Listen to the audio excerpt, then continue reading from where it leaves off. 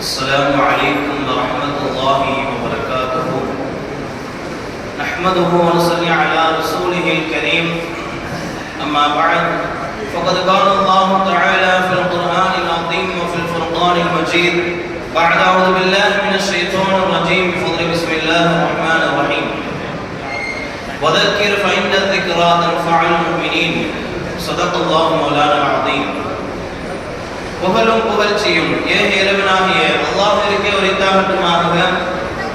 அவனுடைய சலாமும் சமாதானமும் கண்மணி நாயகம் ரசூலுல்லாஹி ஸல்லல்லாஹு அலைஹி வஸல்லம் அன்னவர்களின் மீதும் அன்னவர்களின் அடிச்சுவற்றினை பின்பற்றி வாழ்ந்து மறைந்த உத்தம சத்திய சஹாபாக்கள், தாபிஈன்கள், தபஅ தாபிஈன்கள், நாதாக்கள், ஷுஹதாக்கள், சாலிஹீன்கள் இன்னும் நம் அனைவரின் மீதும் என்றென்றும் நின்று நிலவட்டுமாக. ஆமீன். கண்ணியத்திற்குரியவர்களே, அல்லாஹ் சுப்ஹானஹு வ தஆலாவுடைய மகத்தான கிருபையினால் 23ஆம் தராவினுடைய தொழுகையை தொழுதுவிட்டு இங்கே அமரக்கூடிய தௌஃபீக்கினை கொடுத்திருக்கின்றான். அல்ஹம்துலில்லாஹ். இன்று ஓதப்பட்ட இறை வசனங்களிலிருந்து அல்லாஹ் சுப்ஹானஹு வ தஆலா நிறைய விஷயங்களை படிப்படியாக சொல்லி காட்டுகிறான். குறிப்பாக இன்று காலஃபுமா என்ற ஜுஸு ஓதப்பட்டது. அதில் வரக்கூடிய ஒரு அத்தியாயம் அல் கமர். அந்த அத்தியாயத்தில் அல்லாஹ் சுப்ஹானஹு வ தஆலா 4 இடத்தில் ஒரே ஆயத்தை சொல்லி காட்டுகிறார். ஒரே ஆயத்தை 4 இடங்களில் சொல்லி காட்டுகிறார். அது என்ன ஆயத்? அல்லாஹ் சொல்லக்கூடிய வார்த்தை வலகத் யஸ்ஸர்னா குர்ஆன லிذிக்ரி ஃபஹல் மின் முத்தகிர். அல்லாஹ் 4 இடங்களில் சொல்கிறான் ஒரே சூறாவில்.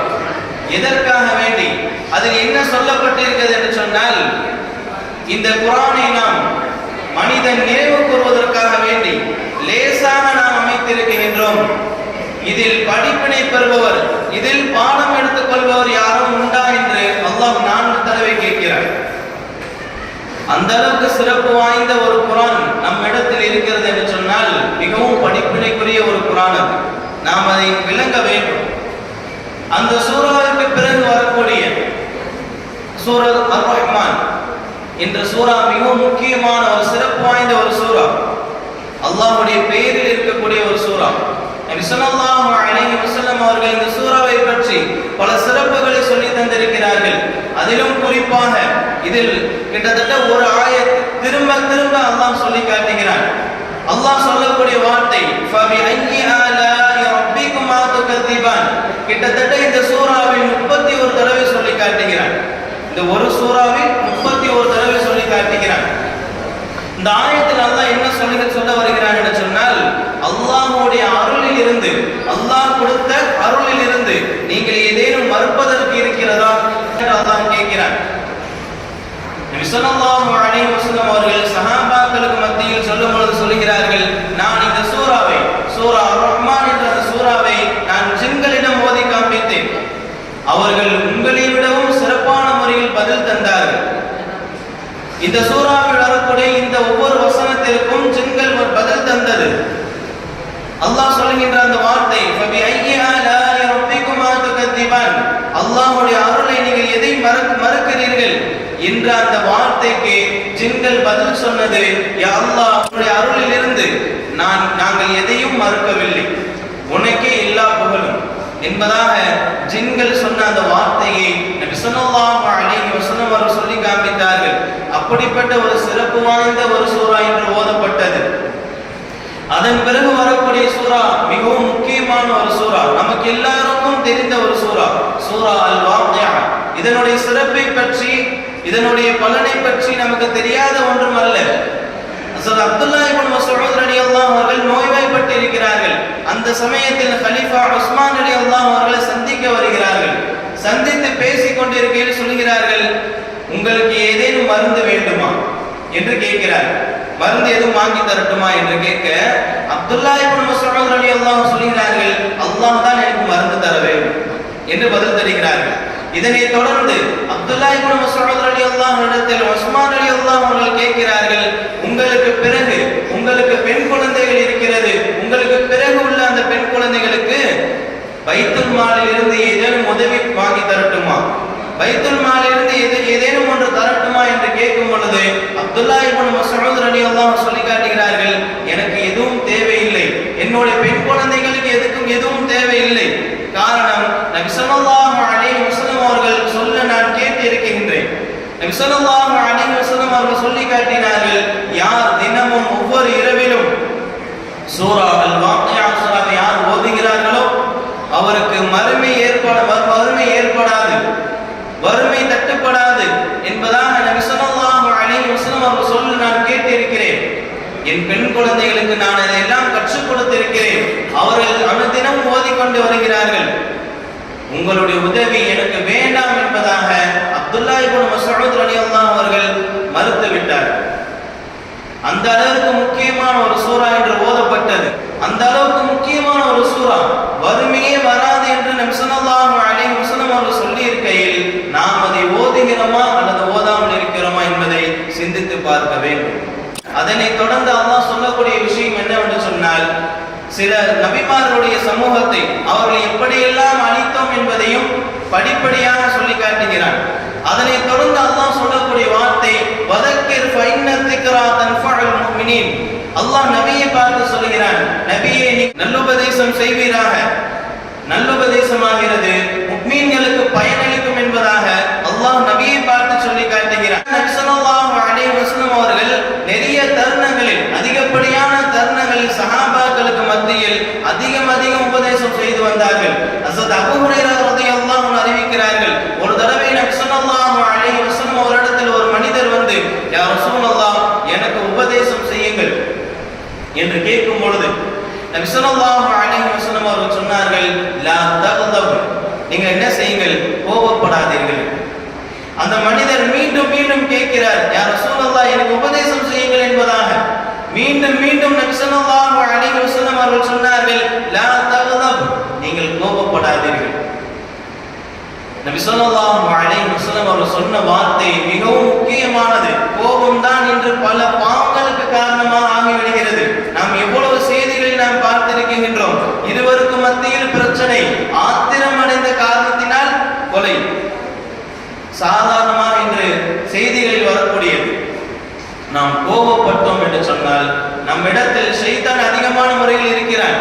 கோபமும் அவசரம் எல்லாம் ஷைத்தான் புறத்திலிருந்து வரக்கூடியது, நிதானம் அல்லாஹ் புறத்திலிருந்து வரக்கூடியது என்பதாக நபி ஸல்லல்லாஹு அலைஹி வஸல்லம் அவர்கள் சொல்லி இருக்கிறார்கள். அந்த வகையில் நாம் அதிகம் கோபப்படுவதை தவிர்த்து கொள்ள வேண்டும். இன்று ஒருவரை பற்றி சொல்ல வேண்டும் என்று சொன்னால், ஒருவரை பற்றி தெரிந்து கொள்ள வேண்டும் என்று சொன்னால், நாம் இன்னொரு நபரிடத்தில் சென்று கேட்கிறோம், இவரை பற்றி நான் தெரிந்துக்கணும் அப்படின்னு, இவரை பத்தி சொல்லுங்கன்னு சொன்னா அவரை பத்தி முதலாவது சொல்லக்கூடிய வார்த்தை, இவர் ரொம்ப கோபக்காரர், ரொம்ப கோபப்படுவார். இந்த ஒரு பேர் தேவையில்லாதது.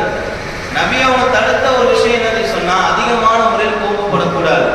ஏன் அப்படின்னு சொல்லி சொன்னா, கோபமான நேரத்துல நாம் எடுக்கிற ஒவ்வொரு முடிவும் அது தோல்வியை தான் பெற்று தரும், தோல்வியை மட்டும்தான் கொடுக்கும். நாம் நிதானித்து செயல்படுகிற ஒவ்வொரு முடிவும் அது நல்லதாகத்தான் அமையும். இதனை வைத்துதான் நபி ஸல்லல்லாஹு அலைஹி வஸல்லம் அவர்கள் கோபப்படக்கூடாது என்பதை ஒரு உபதேசமாக சொல்லி காட்டினார்கள். உபதேசம் செய்வது முக்கியமல்ல, வேறு ஒருவர் நமக்கு உபதேசம் செய்தாலும் அதனை ஏற்றுக்கொள்ள வேண்டும். சஹாபாக்கள் அப்படித்தான் இருந்தார்கள். ஹஸரத் உமர் ரலியல்லாஹு அன்ஹு ஆட்சி காலம் நடைபெறுகிறது. அந்த நேரத்தில் உமர் ரலியல்லாஹு அன்ஹு இடத்தில் ஒரு மனிதர் வந்து சொல்கிறார், இத்தகில்லாஹ் யா உமர், யா உமர் அவர்களே நீங்கள் அல்லாஹ்வை அஞ்சிக் கொள்ளுங்கள், அல்லாஹ்வை பயந்து கொள்ளுங்கள் என்பதாக ஒரு மனிதர் வந்து திடீரென வந்து சொல்கிறார். இதனை கலீஃபாவாக இருக்கக்கூடிய உமர் ஏற்றுக்கொள்கிறார்கள், கோபப்படவில்லை. மனிதர்கள் எல்லாம், அருகில் இருந்த மனிதர்கள் எல்லாம் கோபப்பட்டார்கள். அவர்கள் எல்லாம் அமைதிப்படுத்திவிட்டு உமர் ரலியல்லாஹு அன்ஹு சொல்லி காட்டினார்கள், நீங்கள் இப்படி உபதேசம் செய்யாமல் இருப்பது அதில் உங்களுக்கு எந்த ஒரு நன்மையும் கிடையாது. அதே சமயத்தில் நீங்கள் செய்கின்ற அந்த உபதேசத்தை நாங்கள் ஏற்றுக்கொள்ளாமல் இருப்பது எங்களுக்கும் எந்த ஒரு நன்மை கிடைக்காது என்பதாக உமர் ரலியல்லாஹு அன்ஹு சொல்லி காட்டினார்கள். உபதேசம் செய்யும் பொழுதும் உபதேசத்தை நாம் ஏற்றுக்கொள்ளும் பொழுதும் நமக்கு நன்மை என்பதை தான் உமர் ரலியல்லாஹு அன்ஹு சொல்லி காட்டினார்கள். ஹஸரத் ஜாபிர் பின் அப்துல்லா ரலியல்லாஹு அவர்கள் நபி ஸல்லல்லாஹு அலைஹி வஸல்லம் அவரிடத்தில் இஸ்லாத்தை ஏற்றுக்கொள்கிறார்கள். இஸ்லாத்தை ஏற்றுக்கொண்டு பைஅத் செய்கிறார்கள், உறுதிமொழி எடுத்துக் கொள்கிறார்கள். 3 விஷயத்தை உறுதிமொழியாக எடுத்துக் கொள்கிறார்கள். முதலாவது விஷயம், தொழுகையை நிலைநாட்ட வேண்டும். இரண்டாவது விஷயம் ஜகாத்தை நல்ல முறையில் கொடுக்க வேண்டும். மூன்றாவது விஷயம் தான் மிகவும் முக்கியமானது, முஃமின்களுக்கு நல்ல உபதேசம் செய்வது. இந்த ஒரு வார்த்தையை ஜாபிர் பின் அப்துல்லாஹ் ரலியல்லாஹு அவர்கள் நபி ஸல்லல்லாஹு அலைஹி வஸல்லம் அவரிடத்திலிருந்து உபதேசத்திற்காக வேண்டி உறுதிமொழி எடுத்துக்கொண்டார்கள். அப்படி நாம் ஒரு மனிதருக்கு உபதேசம் செய்கிறோம் என்று சொன்னால், ஒரு நல்ல மனிதருக்கு நாம் உபதேசம் செய்கிறோம் என்று சொன்னால் என்ன பலன் என்பதையும் நபி ஸல்லல்லாஹு அலைஹி வஸல்லம் அவர்கள் சொல்லி காட்டினார்கள்.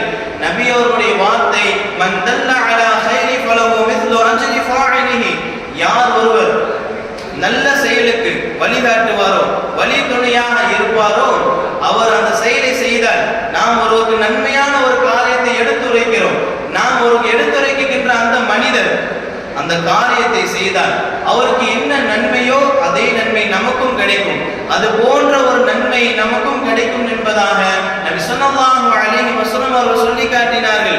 அப்படி என்று சொன்னால் நமக்கு கண் முன்னால் நிறைய மனிதர்கள் தீமையில் தான் இருக்கிறார்கள், பாவத்தில் தான் இருக்கிறார்கள், அல்லாஹ்வுடைய அருளை விட்டும் தூரத்தில் தான் இருக்கிறார்கள்.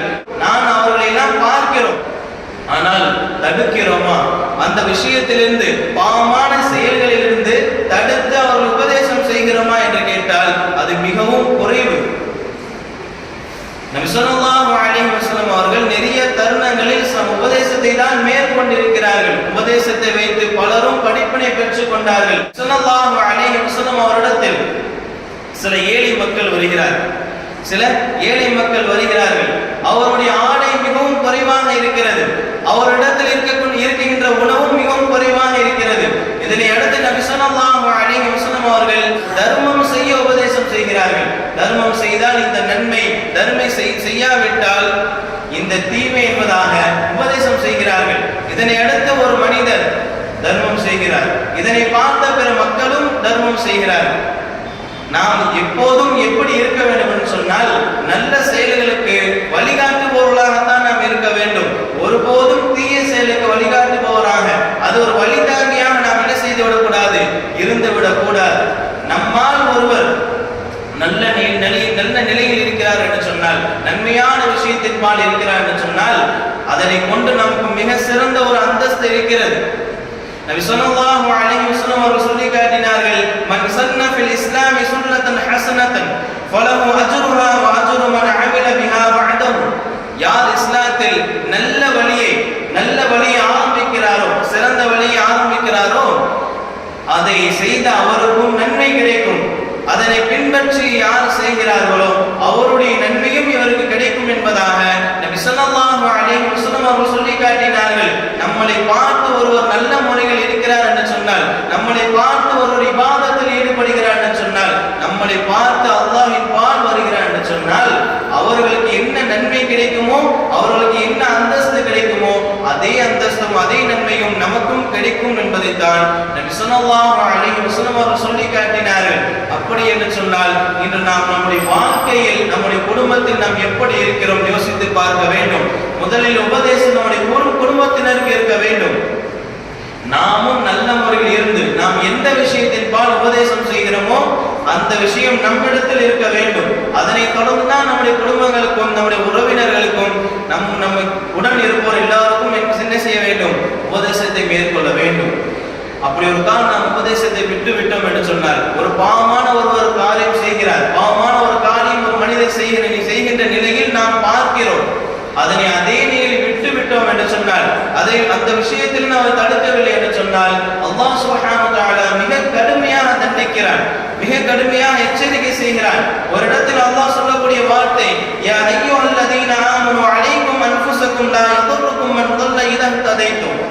ஈமான் கொண்டவர்களே, நீங்கள் உங்களை கவனித்துக் கொள்ளுங்கள். நீங்கள் நேர்வழியில் இருந்தால் தீயவர்கள் உங்களை தீண்ட முடியாது, தீயவர்கள் உங்களை தீண்ட முடியாது என்பதாக இந்த ஆயத்தினுடைய அர்த்தம் வருகிறது. அபூபக்கர் சித்தீக் ரலியல்லாஹு அவர்கள், நீங்கள் இந்த வசனத்தை படிக்கிறீர்கள், இதில் இருக்கக்கூடிய அந்த வசனம் என்ன சொல்கிறதாக நீங்க நினைக்கிறீர்கள்? நாம் நேர்வழியில் இருந்தால் வழி தவறியவர்கள் நம்மளை என்ன செய்ய முடியாது, வழி தவற செய்ய முடியாது என்பதாகத்தான் நீங்கள் படிக்கிறீர்கள். ஆனால் நாங்கள் நபி ஸல்லல்லாஹு அலைஹி வஸல்லம் அவர்களிடத்தில் கேட்டு இருக்கிறோம் இதனுடைய அர்த்தத்தை. நபி ஸல்லல்லாஹு அலைஹி வஸல்லம் அவர்கள் சொல்லி காட்டினார்கள், மக்கள் ஒரு அநியாயத்தை பார்த்தும், மக்கள் ஒரு